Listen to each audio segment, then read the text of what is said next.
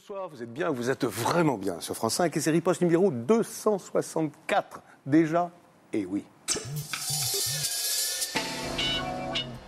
Alors vraiment, toute l'équipe de Riposte est heureuse, très heureuse de vous retrouver, vous, avec vos si nombreuses réactions, vos passions devant la chose publique, votre goût du débat démocratique. Merci de votre fidélité et de vos encouragements. 2007 va être une année passionnante. 2007, Riposte sera au cœur du débat présidentiel. 2007, Riposte sera diffusé la plupart du temps en direct depuis notre nouveau studio que vous voyez ici, au studio Gabriel, face à l'Élysée, à 100 mètres. C'est très pratique pour les candidats, n'est-ce pas, Jacques Lang.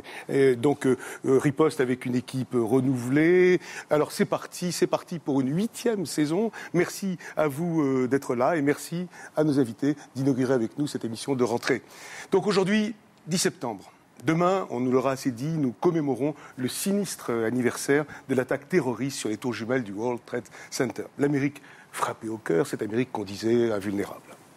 Le monde, depuis ce jour-là, a-t-il basculé? C'était hier et c'est comme si c'était déjà un peu loin. 11 septembre 2001, cette date marque-t-elle comme le début, comme le disent certains, le début de la Troisième Guerre mondiale? Fantasme ou réalité? 11 septembre 2001, cette date incarne-t-elle ce fameux choc des civilisations? Est-ce que ce choc des civilisations, c'est un fantasme ou une réalité? Sommes-nous partis pour un conflit religieux, économique, culturel de 1000 ans et plus, mettant aux prises, je ne sais pas moi, l'Occident contre l'Orient, l'islam contre le judéo-christianisme? Fantasme ou réalité? Qui sont nos ennemis, vraiment? Y a-t-il un ou des fronts? Un ou des terrorismes? Des milliers de morts, libanais, mais israéliens aussi, afghans, américains ou irakiens, sont morts tout au long de cet été de cendres. C'est à eux, hommes, femmes, enfants, victimes de conflits qui paraissent inextricables, où des dieux cachés et cruels semblent mener la sarabande guerrière. C'est à eux que nous pensons, d'abord. Ça sent l'encens et l'essence, le nucléaire et la kalachnikov, les missiles trouent la nuit, et la mort qui toujours triomphe, et des parents qui pleurent leurs enfants. Alors pour faire le point, pour nous aider à mieux comprendre, j'ai le plaisir de vous présenter mes invités. Édouard Balladur, bonsoir. Vous êtes évidemment l'ancien Premier ministre de François Mitterrand de 1993 à 1995. Vous êtes député de Paris et vous présidez la prestigieuse Commission des Affaires étrangères de l'Assemblée nationale. Comment appréciez-vous la guerre récente? Appréciez-vous, le mot pas bon, la guerre récente Israël-Liban? Et puisque Jacques Lang est là devant vous, de retour de Syrie et d'Iran, vous nous direz si vous approuvez sa démarche. Daniel Sheikh, j'ai le plaisir de vous recevoir. Vous êtes le tout nouvel ambassadeur d'Israël en France. L'événement est d'importance. Voici 48 heures à peine que vous avez remis vos lettres de créance à Jacques Chirac. Merci d'avoir bien voulu réserver la primeur de vos déclarations à Riposte. Depuis près d'un an, c'est incroyable, mais c'est vrai, il n'y avait pas d'ambassadeur de votre pays en France. Il était temps qu'Israël puisse s'exprimer de manière autorisée. Soyez donc le bienvenu dans cette France que vous connaissez et que vous aimez. Vous arrivez à Paris à l'un des moments les plus critiques de l'histoire de votre pays, qui vit, après cette guerre au Liban, une crise morale et politique de grande importance. Cette guerre jugée par beaucoup tout d'abord disproportionnée, mais qualifiée vite de défaite par d'autres, face à un Hezbollah plus coriace. Merci infiniment d'être là. Monsieur l'ambassadeur Jacques Lang, vous êtes donc député socialiste du Pas-de-Calais, ancien ministre de la Culture puis de l'Éducation, et est-il besoin de le rappeler, candidat à l'investiture du PS pour la prochaine élection présidentielle. Vous venez de publier chez Plon un ouvrage intitulé « Faire la révolution fiscale », mais ce n'est pas de fiscalité dont nous allons parler ce soir. Non, ni des batailles internes au PS, je sais, vous allez être déçus. Ça nous changera. C'est d'une autre guerre, une vraie, dont nous allons parler. Vous revenez d'ailleurs, en effet, d'une tournée au Proche-Orient qui s'est terminée la semaine dernière par une visite, devinez-où, en Iran.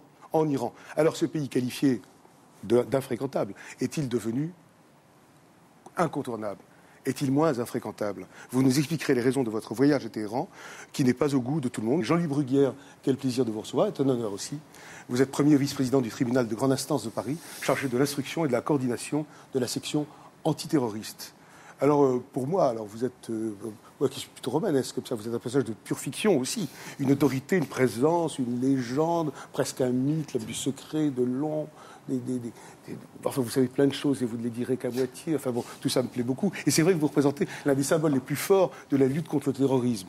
Vous êtes en charge depuis 25 ans, de tous les grands dossiers basques, bretons, corses, islamistes. Et c'est vous, Jean-Louis Bruguière, que les services secrets américains viennent chercher après les attentats du World Trade Center pour comprendre leurs failles. Alors imaginez les nôtres. Bon, votre expertise vous sera précieuse sur ce plateau. Merci infiniment d'être là. Joseph Baout, je prononce peut-être mal, Bahout. Parfaitement. Ah, je suis content. Vous êtes chercheur et politologue, citoyen chrétien libanais, spécialiste du Moyen-Orient, et vous enseignez aujourd'hui à Sciences Po Paris.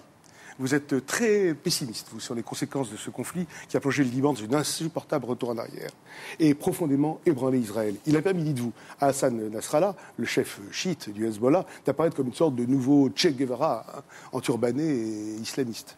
De quoi alimenter ce fameux choc des civilisations, je recommence, fantasme ou réalité, dont nous parlerons au cours de cette émission. Nous vous écouterons avec attention. Merci. Pierre Servant, enfin, vous êtes journaliste et consultant pour les questions de défense et de stratégie. Vous êtes également militaire, colonel de réserve du commandement des forces spéciales.